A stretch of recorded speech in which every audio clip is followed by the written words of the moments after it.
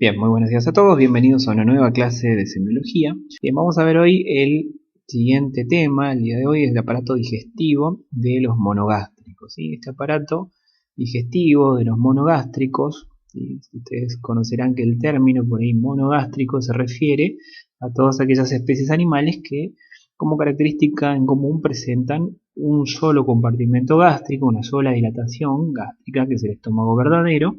En realidad no considera todas las grandes diferencias que se presentan en el resto, en las distintas porciones de este aparato digestivo, que en realidad son más cosas distintas que tienen que las que comparten, ¿no?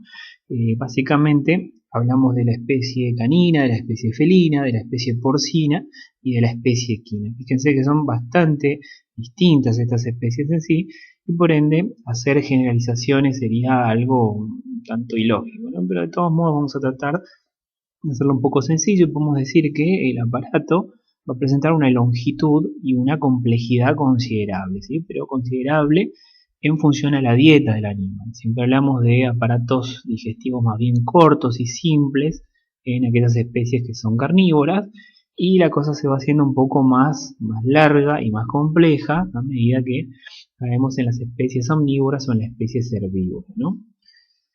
En general podemos hablar de una serie de funciones, si bien son numerosas, las podemos resumir básicamente en esta, ¿no? Podemos hablar que tiene bajo su función la ingestión de principios nutritivos, de alimentos, la digestión, es decir, la transformación de macromoléculas en otras que sean más pequeñas y que sean aprovechables, que puedan ser absorbibles por el intestino, y todo lo que nos sirva también tiene la función de eliminar los residuos producto de esta digestión a través de la defecación, ¿no? El fin último, obviamente, que sería el de obtener energía y obtener nutrientes a partir de estos principios activos, de estos principios nutritivos, que van a ser utilizados en el metabolismo del organismo, es decir, en todas las funciones vitales, en todas las funciones metabólicas. Es por eso que por ahí la importancia de este aparato tiene que ver con este sentido, ¿no? Muchos órganos, muchos aparatos, muchos sistemas requieren del correcto funcionamiento de la función digestiva, ¿sí? Y se van a encontrar con un término ahí un tanto confuso quizás en el programa, que habla de instinto digestivo. ¿Por qué hablamos de instinto digestivo? Porque en realidad la función digestiva viene ya con cada animal desde el nacimiento como una función instintiva. Por lógica, para poder sobrevivir, todos los animales desde que nacen tienen que proveerse de alimentos, ¿no? Es así. Y se van a encontrar bajo este término un montón de definiciones, un montón de términos médicos que son importantes conocerlos y saber utilizarlos, porque en base a ellos vamos a hablar después de los trastornos que tienen que ver con el aparato digestivo, ¿sí? Y esta terminología no solamente la vamos a usar con los monogástricos, sino que también va a ser aplicable después para los rumiantes, ¿sí? Que vamos a ver la clase que viene. Así, por ejemplo, vamos a hablar de definiciones como el hambre. Por ejemplo, cuando hablamos de hambre, el hambre es el deseo fisiológico de ingerir alimentos, es decir, es la necesidad que tiene cualquier animal de ingerir, de proveerse de alimentos, y por ende es un término cuantitativo, ¿sí? Significa que no importa qué alimento, simplemente el animal necesita ingerir, necesita comer cualquier sustrato. A diferencia del término apetito, el apetito es más bien el deseo psicológico, pero lo van a leer como el deseo psicológico de ingerir un alimento en específico, y por ahí esta terminología tiene que ver más bien con la capacidad que tiene cada animal de elegir algún sustrato en particular que quizá le esté haciendo falta, ¿no? Si un animal tiene carencia de proteínas, va a buscar más bien fuentes con proteínas. Si necesita minerales, buscará fuentes que tengan minerales. Entonces es un poquito diferente la terminología, ¿no? Es un término más bien de tipo cualitativo.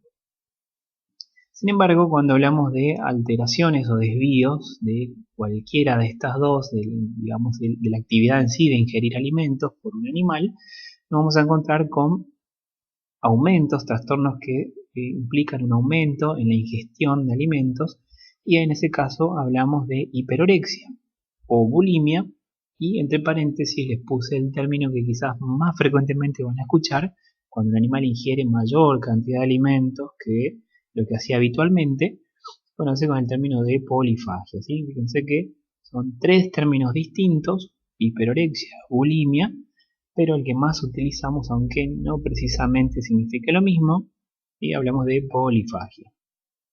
Cuando un animal presenta una disminución en la ingestión de alimentos, es decir, un apetito un tanto errante, un tanto caprichoso, como se lo conoce también, hablamos de hipoorexia.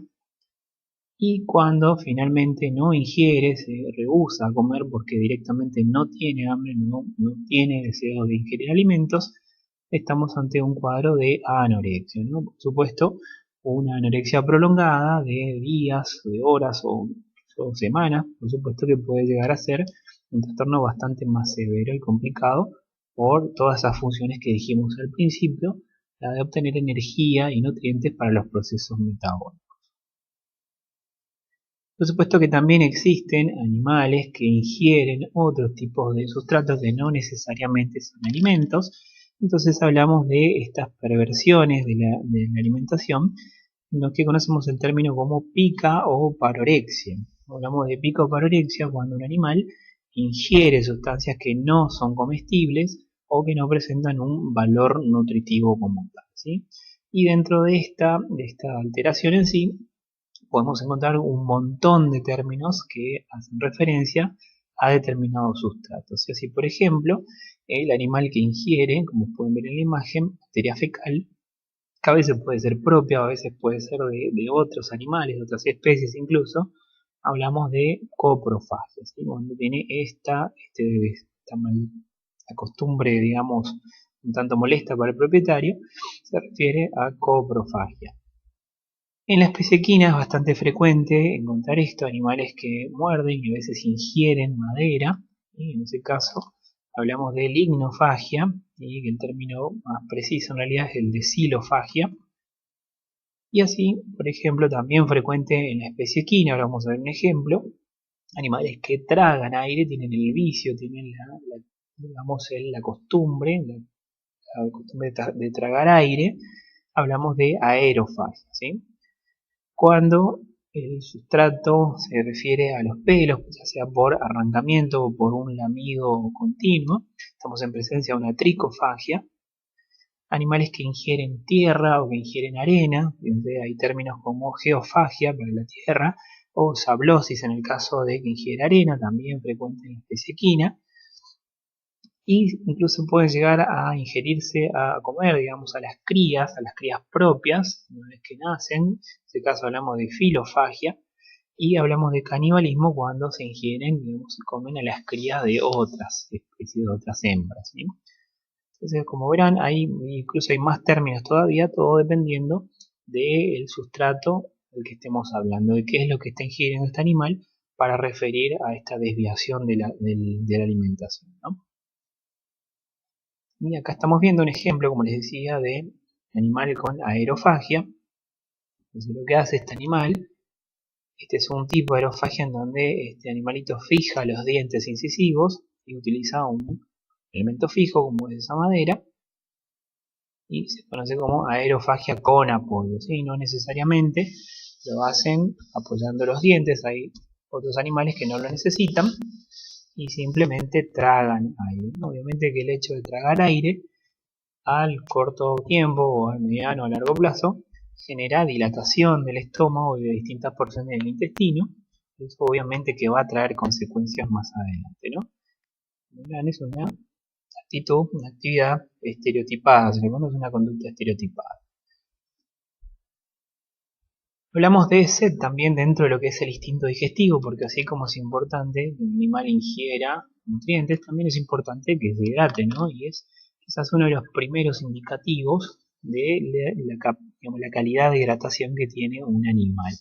Hablamos de sed, obviamente, como definición, a la necesidad de ingerir agua, y existen valores normales, y en esto es bastante difícil de medir, de cantidad de litros de agua que ingiere un animal en 24 horas. ¿Sí? Simplemente para que tengan una noción, fíjense la cantidad de agua que puede ingerir un animal rumiante como es el bovino, hasta 50 litros de agua por día.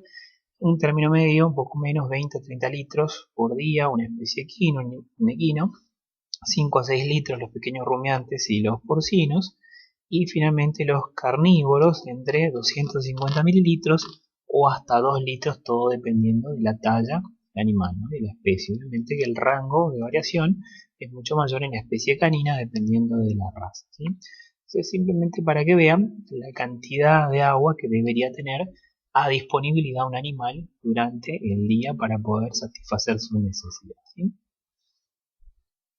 Obviamente que hay alteraciones de esta actividad también con respecto a la sed, como les digo, que es el primer signo quizás asociado a trastornos de la hidratación, ¿no? Entonces hablamos de polidipsia, que es la más frecuente, cuando hay un aumento en la ingestión de agua, cuando un animal manifiesta sed y obviamente busca cualquier fuente que tenga a su alcance para poder satisfacer esa necesidad. Animales que se pueden acercar a las canillas, pueden acercarse a la grifería, al baño, directamente para poder tomar un poco de agua o cualquier fuente que tengan a mano, ¿sí? Cuando digamos, la actividad de ingestión de agua está disminuida, un animal toma menos agua de lo que necesita, de lo que debería, hablamos de oligodipsia, y cuando directamente no ingiere agua, no toma agua, hablamos de adipsia, ¿sí? En este caso, si lo comparamos la adipsia con la anorexia, este signo sería mucho peor, de peor pronóstico, porque un animal que no toma agua en 24 horas tiene mayor riesgo de sufrir consecuencias que un animal que no come, digamos. Un animal puede pasarse más horas o más días sin comer, pero no podemos decir lo mismo con respecto a la ingestión de agua, ¿sí? Sería mucho más grave un animal que no ingiere agua en el transcurso del día, es un signo de mal pronóstico. Con respecto a la aprehensión, ¿sí? El término aprehensión se refiere a la toma, una acción mecánica de tomar el alimento y de poder llevarlo hacia la boca, ¿sí? Así ustedes saben que las distintas especies domésticas tienen, digamos, diversas formas de proveerse de su alimento, ¿sí? Así generalmente los equinos utilizan predominantemente los labios, por eso son tan móviles, son órganos efectivos de la aprehensión, y utilizan también los dientes incisivos para poder incidir justamente para poder cortar su alimento. O sea, los rumiantes, los bovinos sobre todo, utilizan preferentemente la lengua, por eso es un órgano mucho mayor, de mayor tamaño, mayor longitud, mayor movilidad y también provista de papilas que le dan esa rugosidad característica, ¿no? Y en el caso de los carnívoros, ellos incluso pueden usar los miembros anteriores para fijar su alimento y después traccionarlo con los dientes caninos o con los dientes incisivos. Entonces cada uno tiene diversas formas de tomar su alimento y poder llevarlo hacia la boca, ¿no? Una vez que lo tiene, que digamos llegó a destino ese alimento, el fenómeno que sucede, que precede, es la masticación, que consiste obviamente en el aplastamiento mecánico, en la reducción mecánica que sufre ese alimento dentro de la boca. En este caso la masticación es muy diferente también en las diferentes especies domésticas, ¿sí? Si por ejemplo hay animales que prácticamente no tienen digamos mucho tiempo esta actividad, como son los carnívoros, son malos masticadores y un par de mordiscos y directamente degluten su alimento, a diferencia de lo que son los herbívoros, que quizás son un poco más cuidadosos en este aspecto, ¿no? Que toman un poco más de tiempo masticando a su alimento para después finalmente deglutirlo. Y por supuesto que el que mejor lo hace de todos ellos es el rumiante, el bovino y los pequeños rumiantes, porque este fenómeno ocurre tanto al principio cuando ingiere el alimento como posteriormente en la rumia, ¿sí? Mucho mejores masticadores. Una vez que ingresa el alimento en la boca, ¿sí? La secreción de las glándulas salivares va a cumplir diversas funciones también, ¿sí? Se mezclan este alimento con la secreción de las glándulas, tanto secreción serosa como mucosa. Algunas tendrán acción de enzimas digestivas, otras tendrán funciones de buffer, pero básicamente la salivación se refiere a la mezcla con la secreción de estas glándulas salivares, ¿sí? Y a este respecto, la salivación tiene también sus alteraciones. Puede existir casos en donde hay un aumento en la secreción o en la producción de saliva, y un animal va a manifestar entonces un exceso de salivación, que obviamente va a salir, va a perderse por las comisuras o por la abertura, digamos, rostral hacia los labios, y hablamos de hipercialia o tialismo, cuando notamos entonces este aumento de la producción salivar. Normalmente un animal genera más saliva cuando tiene algún proceso doloroso o algún proceso, digamos, algún cuerpo extraño, algo que molesta en la cavidad oral. Normalmente se acompaña de una hipersalivación. También en algunos casos de intoxicaciones puede llegar a aparecer, ¿sí?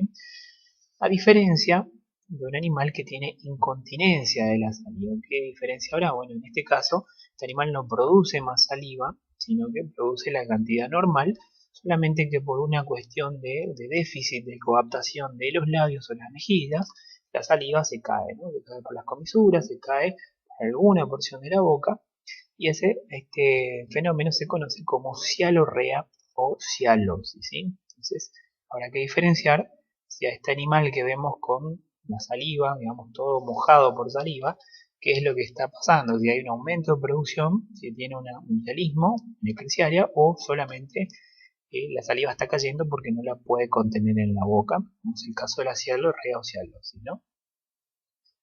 La disminución, que sería digamos, el peor de los fenómenos que podemos encontrar, es la disminución de la producción salivar, hablamos de hiposialia, y otro término asociado, eso que viene entre paréntesis, se conoce como serostomía, y ese es el término, digamos, la traducción sería boca seca. Cuando ustedes encuentran un animal con una boca, digamos, seca, con espuma, bueno, eso es un indicio de que hay una disminución de la producción salivar, ¿sí? Que probablemente se asocie con un trastorno de la glándula, del conducto de la glándula, o quizás algún grado de deshidratación importante que no permite que produzca la cantidad necesaria de saliva.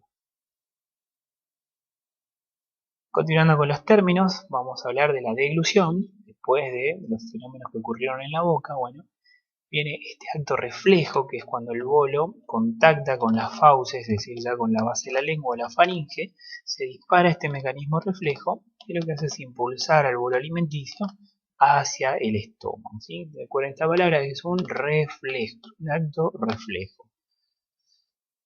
Y obviamente, para que llegue hasta el estómago, ese alimento, como dijimos recién, todo el proceso que ocurría en la boca, también participa la faringe y finalmente también participa el esófago, ¿no? Entonces todas estas porciones participan con una adecuada, una correcta deglución para que el alimento llegue hasta el estómago. ¿Existen alteraciones en estos fenómenos? Sí, obviamente. Hablamos de disfagia, acuérdense el prefijo dis, como decíamos disnea, y bueno, la disfagia implica a la dificultad para cualquiera de los fenómenos que describimos previamente. Es un animal que tiene dificultad para tomar su alimento, para masticarlo, para ensalivarlo, para deglutirlo, bueno, todos esos fenómenos que acabamos de mencionar, y incluye la disfagia. Siempre que veamos a un paciente que le cuesta tragar, le cuesta masticar, bueno, sería una disfagia que puede tener un origen o una explicación en la boca, como puede ser en la faringe, o quizás su origen sea el esófago. ¿Sí? Estarán ustedes a averiguar en cuál de esas porciones está la explicación de esta disfagia, ¿no? La disminución de la dilución, del fenómeno de dilución, se denominaría oligofagia, un animal que puede comer menos o que le cuesta, está disminuyendo esta actividad, y directamente la imposibilidad para deglutir se conoce como afagia, ¿sí? Volviendo un poquito para atrás, ¿cómo diferenciamos un animal que puede tragar de uno que no quiere comer? Si yo tengo un animal con anorexia, ¿cuál sería el signo clínico? Bueno, no come, yo puedo sospechar que tiene anorexia, pero resulta que también puede implicar que ese paciente presente afagia, es decir, lo que no puede hacer es tragar, no puede comer el alimento, pero probablemente sí tenga hambre, ¿sí? Entonces, fíjense que son términos distintos, pero la manera de manifestarlo en el animal puede ser exactamente la misma.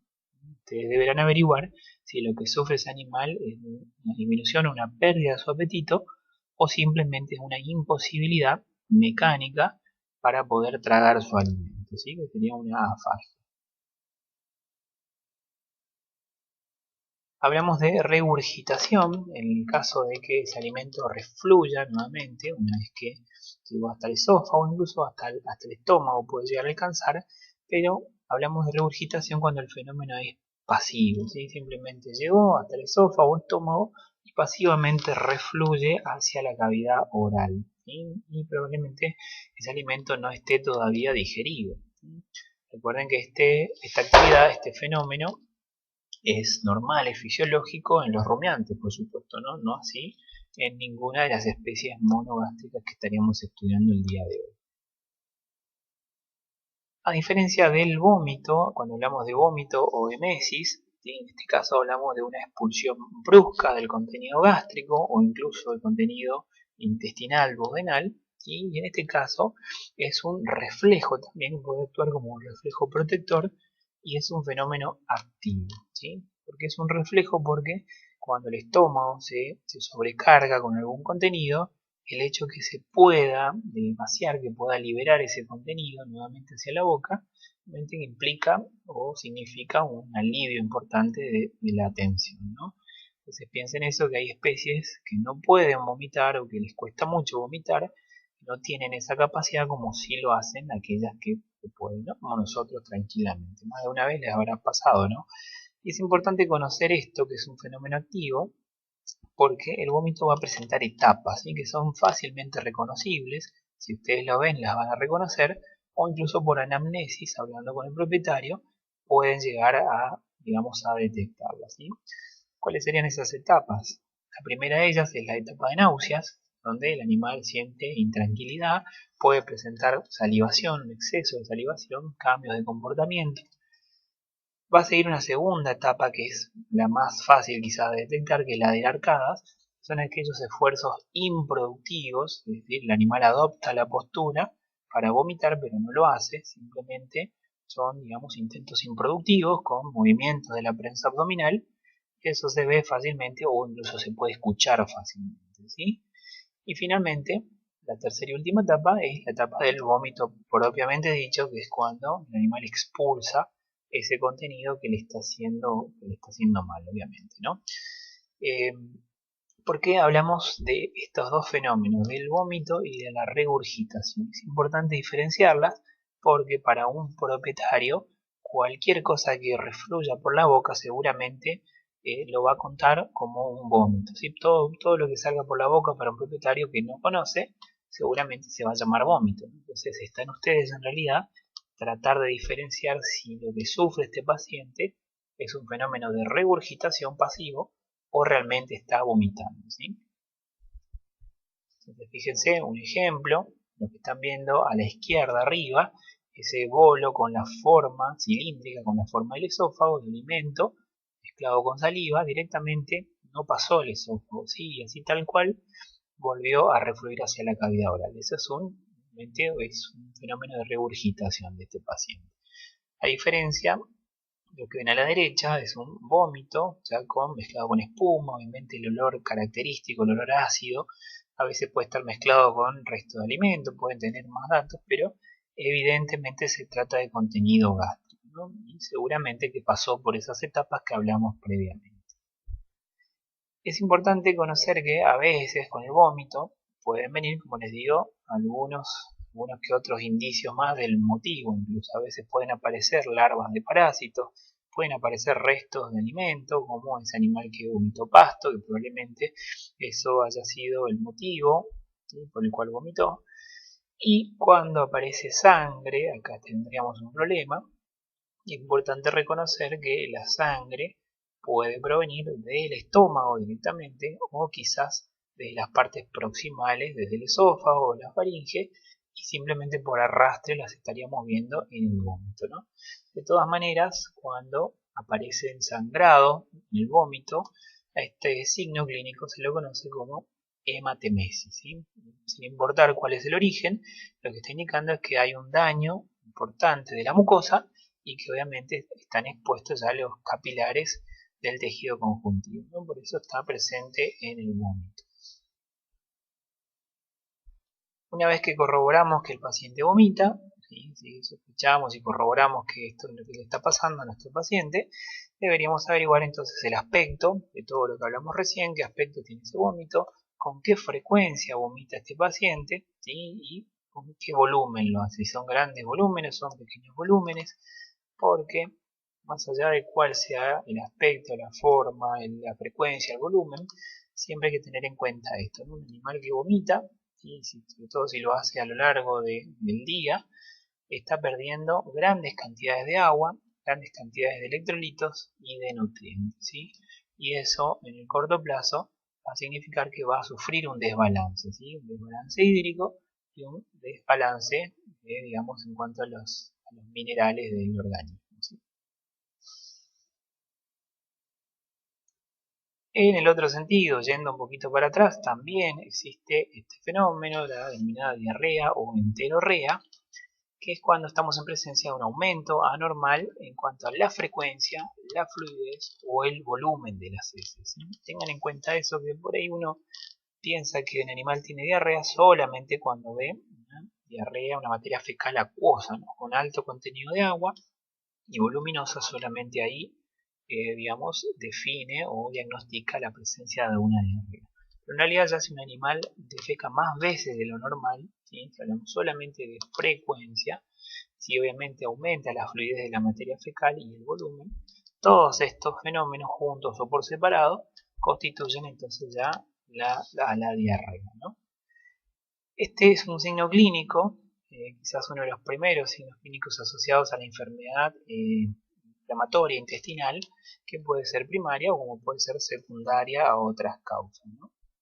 Y así como dijimos con el vómito, se va a caracterizar, siempre hay que pensar que provoca pérdida de agua, grandes pérdidas de agua a veces, de electrolitos y de nutrientes, y que eso puede llegar a desbalancear a nuestro paciente, ¿sí?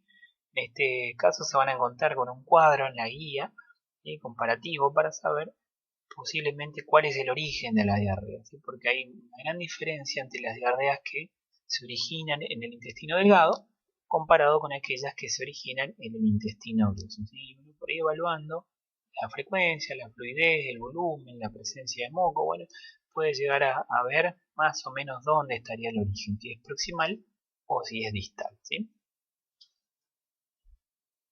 Como verán, y grandes diferencias entre una diarrea voluminosa, muy acuosa, como pueden ver a la izquierda de ese cerdito, y la otra materia fecal, que si bien tiene un poco más, digamos, perdió la forma, esa materia fecal es un tanto más fluida, pero sobre todo significa que también estamos en presencia de una diarrea, ¿no? Más allá de que no llega a perder completamente su forma.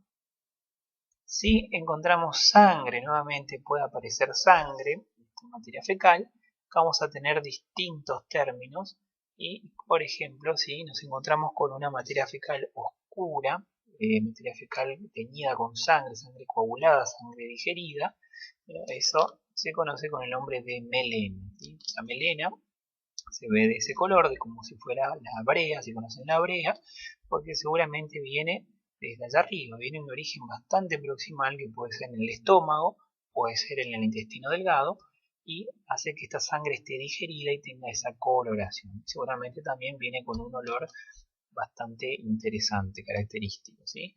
A diferencia de la sangre fresca, la sangre roja, ¿sí? Que se implicaría o estaría indicando que su origen es un poco más distal, ¿no? En el tubo digestivo.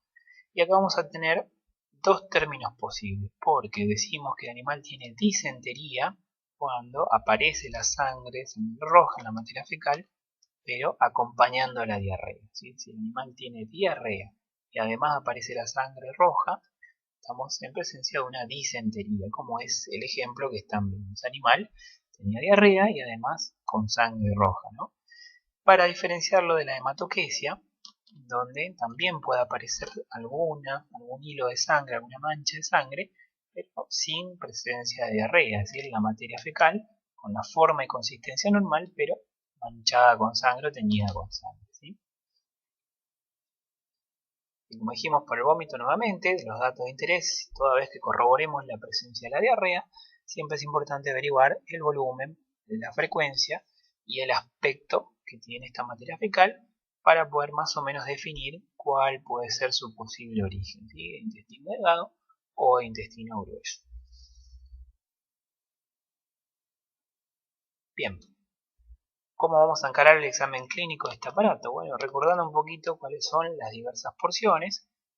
A empezar la boca, con la cavidad bucal y todos sus límites, que ustedes bien recordarán, los labios, las mejillas, y el paladar duro, blando, todo lo que tiene esta primera porción de la boca y la cavidad bucal, seguido por la faringe y el esófago, que es donde empieza ya la porción tubular del intestino. Realmente llegamos hasta el abdomen, y el abdomen es el que va a tener, digamos, la gran mayoría de órganos de este aparato, y las glándulas anexas que van a estar no solamente en el abdomen, sino también en la cavidad oral, serían las glándulas salivares, el hígado y el páncreas, ¿no? Y finalmente vamos a terminar en el ano y el periné. En lo posible hay que dejarlo para el final porque suele ser un poco molesto para el paciente la exploración de esta zona, así que es conveniente dejarlo para el final, ¿sí? ¿Qué vamos a utilizar? Vamos a utilizar todos los métodos generales que conocemos hasta ahora: la inspección complementada con la olfacción, la palpación complementada con la succión, la percusión, la ocultación, y así todo podemos todavía recurrir a una gran cantidad de exámenes complementarios, ¿sí? Así que hay mucho trabajo por hacer y todo es realmente útil en este caso. Empezando por el primer tramo, la boca y la cavidad oral, con la mejilla, el paladar y todo lo que teníamos en esta porción. Primero vamos a aplicar una inspección externa porque, evaluando los labios, las mejillas, la mandíbula, y obviamente que si nuestro paciente no presenta nada, nos interesan estos datos, ¿no? La forma, la simetría y la presencia o no de lesiones, ¿sí? Como les digo, si toda esta porción está normal, no encontramos nada que nos llame la atención, sí, gracias a Dios, anotamos normal todo y seguimos para atrás. Pero puede ser que nos encontremos con numerosas manifestaciones. Recuerdan esta fascia, ¿sí? Si uno imaginaba una línea que corte la cara en dos mitades, ambas mitades deberían ser iguales, ¿no? Bueno, en este paciente lo que están viendo es una ptosis, se llama ptosis labial en este caso, porque una de las mitades presenta una parálisis del nervio facial. Eso determina que la mejilla, el labio y los párpados, incluso de ese lado paralizado, se noten un poco más flácidos, ¿no? Entonces esa caída, esa parálisis, lo que conocemos con el nombre de ptosis labial en este caso, ¿no? Ptosis labial, paciente con parálisis del nervio facial. Y trastornos congénitos pueden aparecer también, y en este caso es un defecto de la fusión. Ustedes saben que todos los mamíferos somos animales con simetría bilateral, y en este caso no hubo una fusión completa de ambas mitades.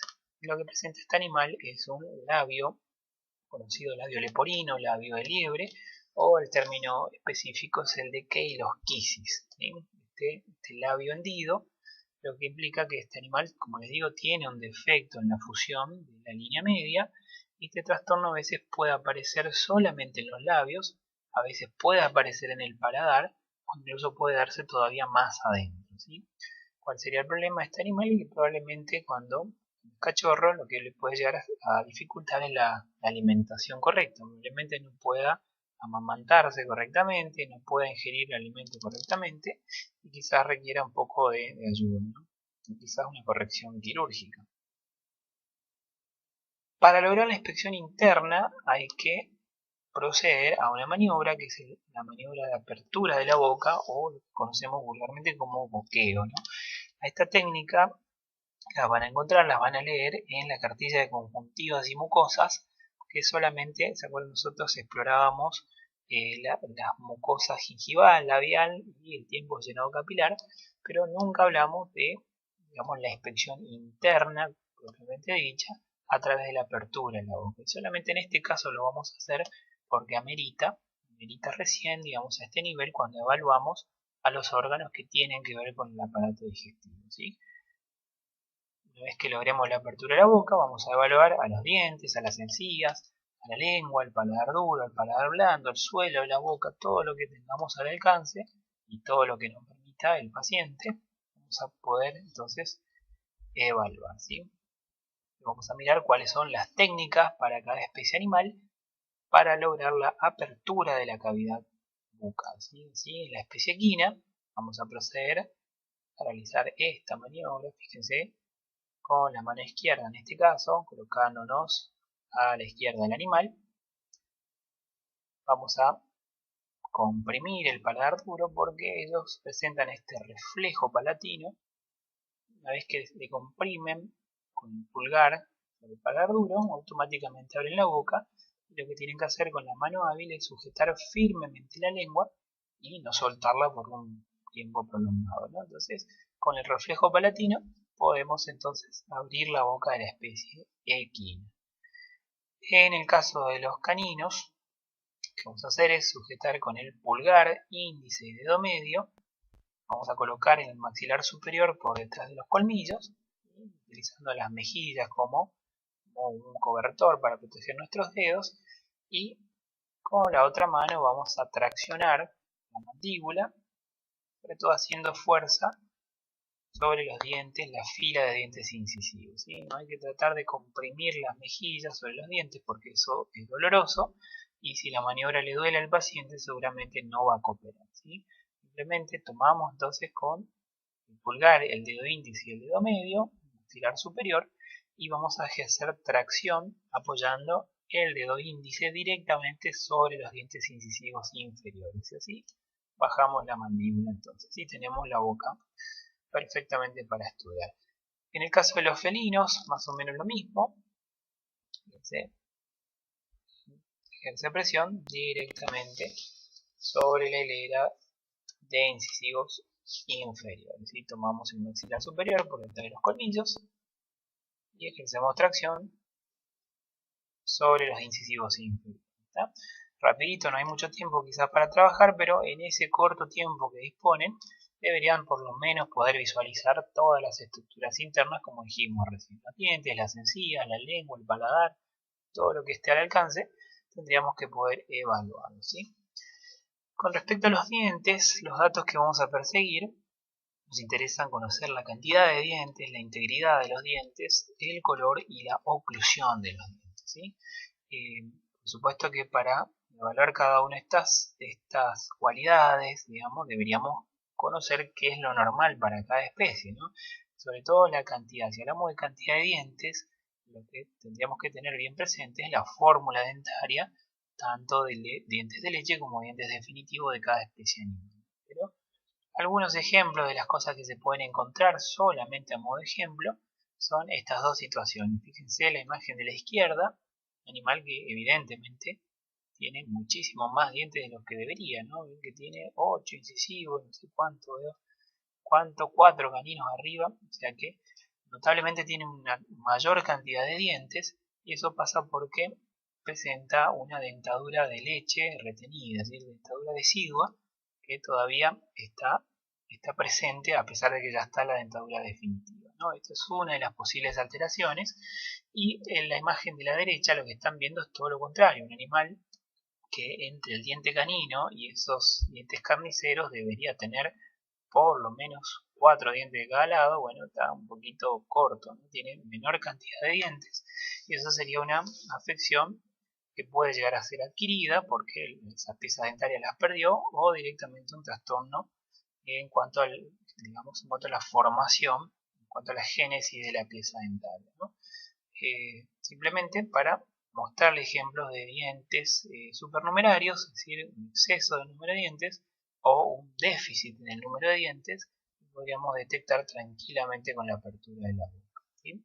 En cuanto a la integridad, me interesa saber que los dientes estén, digamos, íntegros sobre todo, pero sabemos que existe un cierto desgaste asociado siempre a la edad, a la alimentación. Eso sobre todo en los equinos, ¿se acuerdan ustedes que nos reflejaba con gran aproximación más o menos la edad del paciente, ¿no? El desgaste dentario servía para calcular aproximadamente la cronología, la cronometría, ¿no?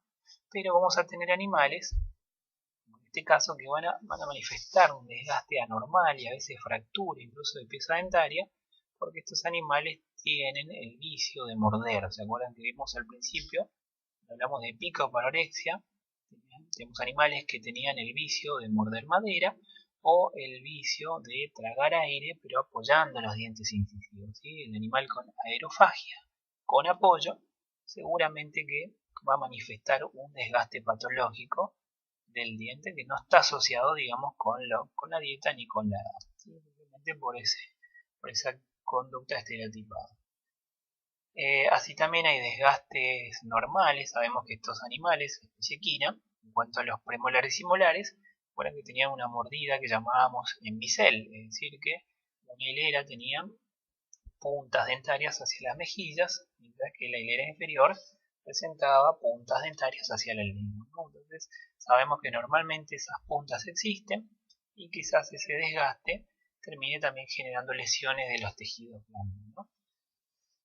Y en cuanto a la coloración, quizás el trastorno más frecuente de ver, sobre todo en los pequeños animales y en los caninos, es este, ¿no? La presencia de sarro, digamos, este material calcáreo, oscuro, pigmentado y normalmente maloliente, que está asociado a un crecimiento bacteriano. Estas placas bacterianas mineralizadas, y no solamente en cuanto a lo estético es digamos, desagradable, sino que tienen que pensar que estas verdaderas edificaciones bacterianas, son grandes ciudades de bacterias, tienen una capacidad de crecer en profundidad, ¿sí? Una cosa es lo que nosotros estamos viendo en superficie, pero imagínense que esta misma situación está pasando por debajo de la encía, ¿sí? Este proceso se extiende por debajo de la encía y tarde o temprano va a comenzar a afectar a aquellas estructuras que le brindan sostén o soporte al diente, ¿sí?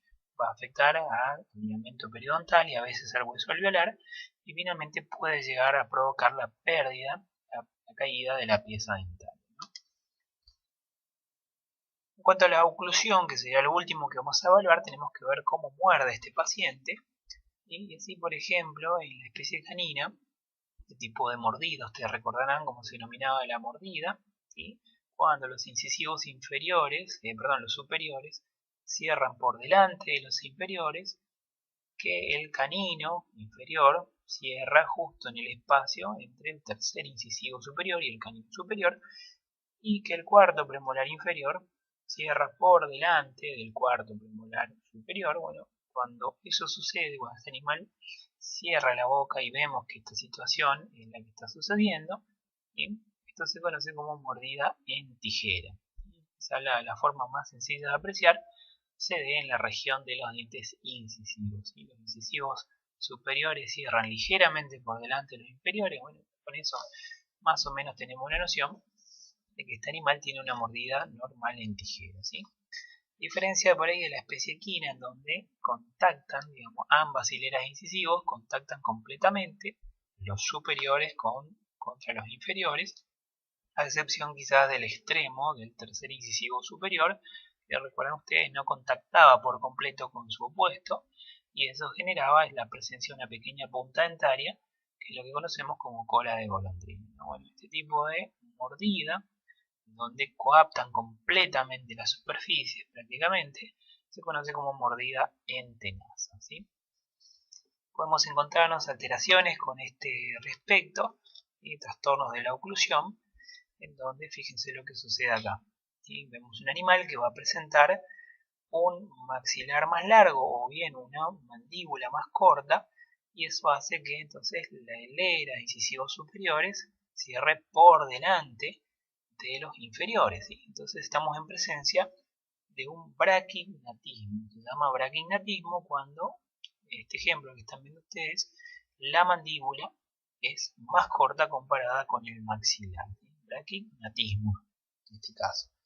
O puede suceder lo contrario, que la mandíbula sea más larga comparada con el maxilar, o que el maxilar sea más corto comparado con la mandíbula. En ese caso, lo que van a ver es una hilera de dientes inferiores, ¿sí? Tanto incisivos como caninos, que van a protruir, van a cerrar por delante de los homólogos superiores. En este caso, estamos en presencia de un prognatismo, ¿sí? Toda vez que veamos que la mordida de la especie no se da naturalmente, es decir, no aparece la mordida en tijera o no aparece la mordida en tenaza como en la especie equina, estamos en la presencia de trastornos de maloclusión. Se llama como maloclusión a cualquier desvío de la oclusión normal, ¿sí? Y puede aparecer braquignatismo o puede aparecer prognatismo, ¿sí? Son algunos de los ejemplos con los que pueden llegar a encontrarse, ¿sí? ¿Qué pasaría con estos animales? ¿Cuál es el problema? Más allá de que estéticamente quizás también no sean los más vistoso que hayan visto, pero el gran problema es que esa fila de dientes que está cerrando en un lugar que no es adecuado, seguramente van a contactar con alguna porción de tejido blando. Es decir, esos dientes anormales van a contactar, van a ocluir con la encía, van a ocluir con el paladar, y seguramente que eso va a generar algún problema, algún trastorno, alguna lesión mecánica que se traduce en dolor. Finalmente también pueden aparecer más adelante algún trastorno de disfagia, ¿no? Ese sería el gran problema. Además, el acúmulo de alimento en estos dientes, el acúmulo normal, predispone después a la aparición de infecciones como la aparición de sarro, la aparición de infecciones de tejidos blandos y también a la pérdida de las piezas dentarias, ¿no? Con respecto a las encías, lengua y paladar, también nos interesa conocer la integridad, la simetría, el color y la presencia de las lesiones o no.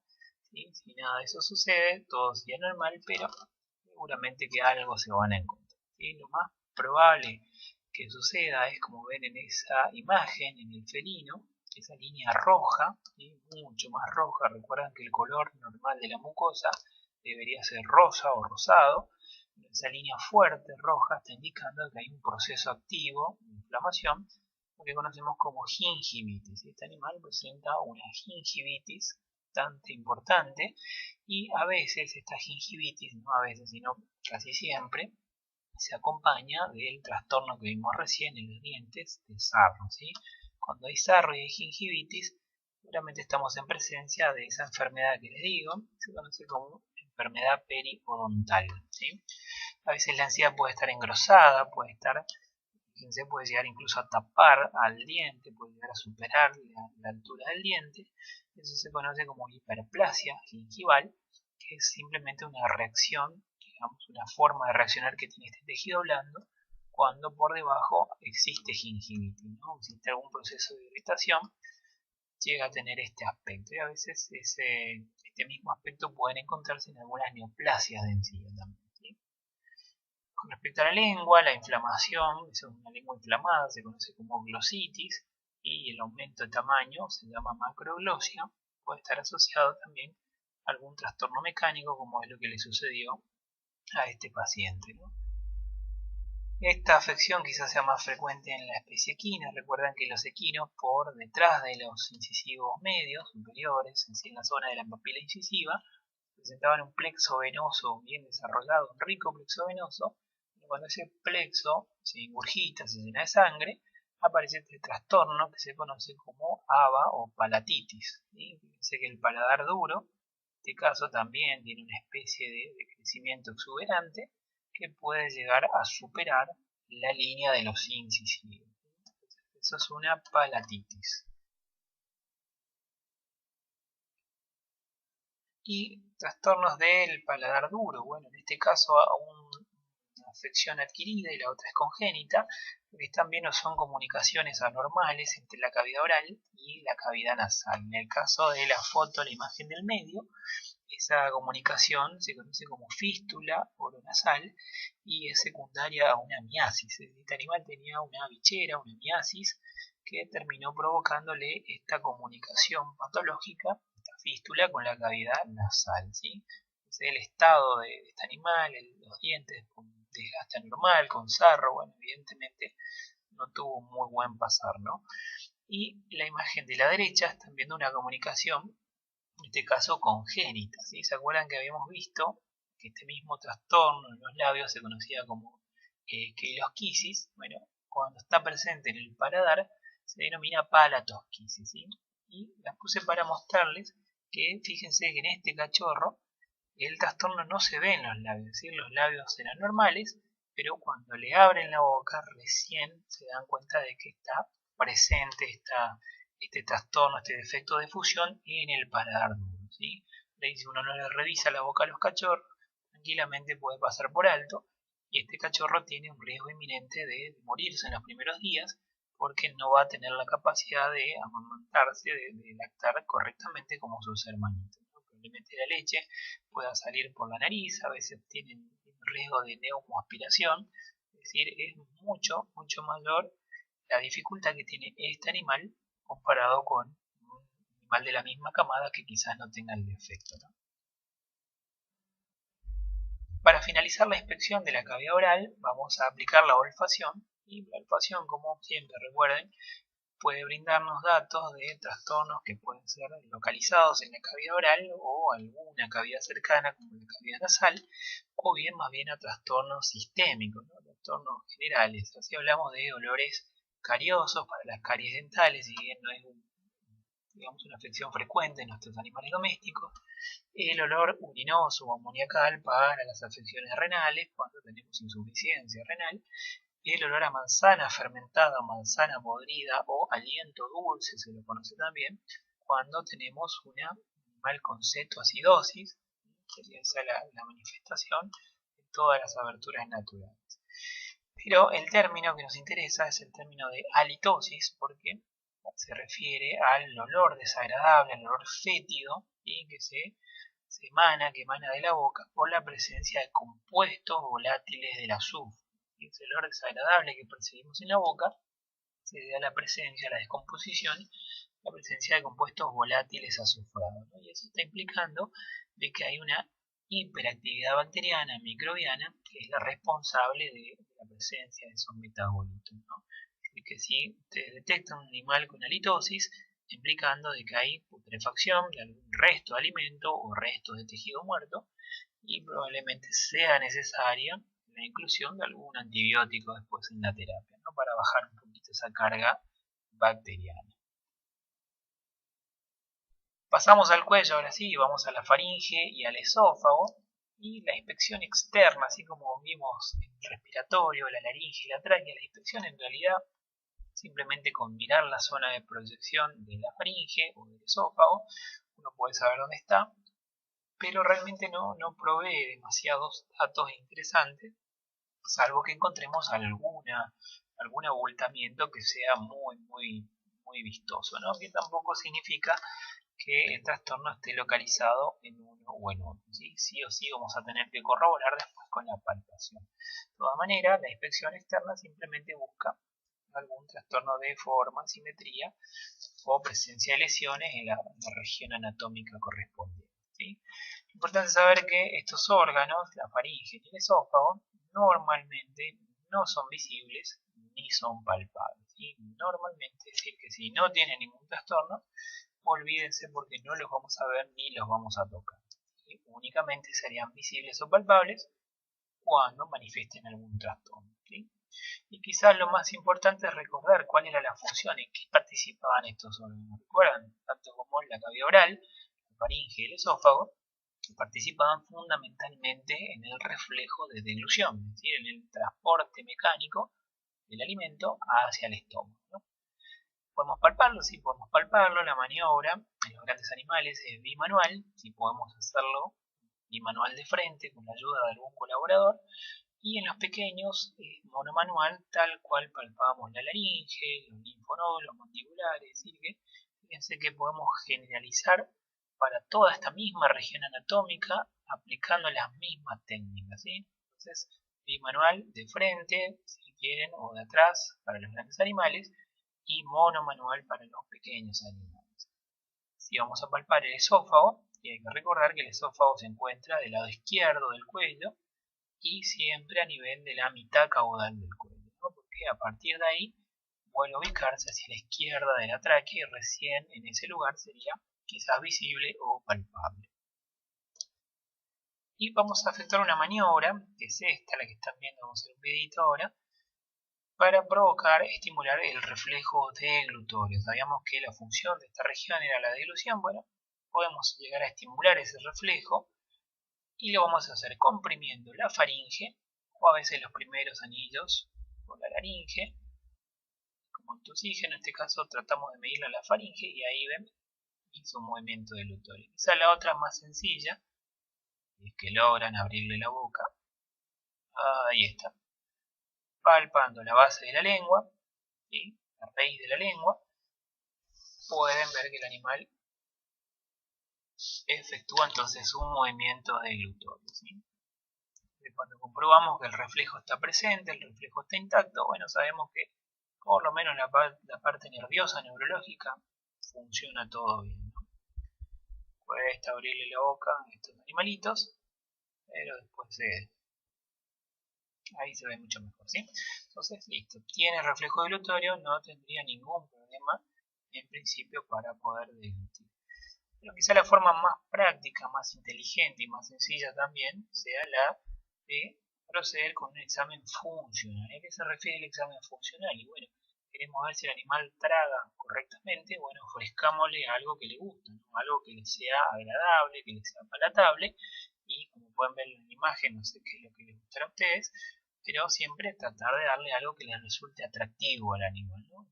Y con eso vamos a comprobar básicamente todos los fenómenos que venimos estudiando desde el principio. Vamos a ver cómo toma el alimento, vamos a ver el proceso de masticación, salivación, podemos ver la deglución, o sea, completo del principio hasta la deglución con el examen funcional, ¿sí?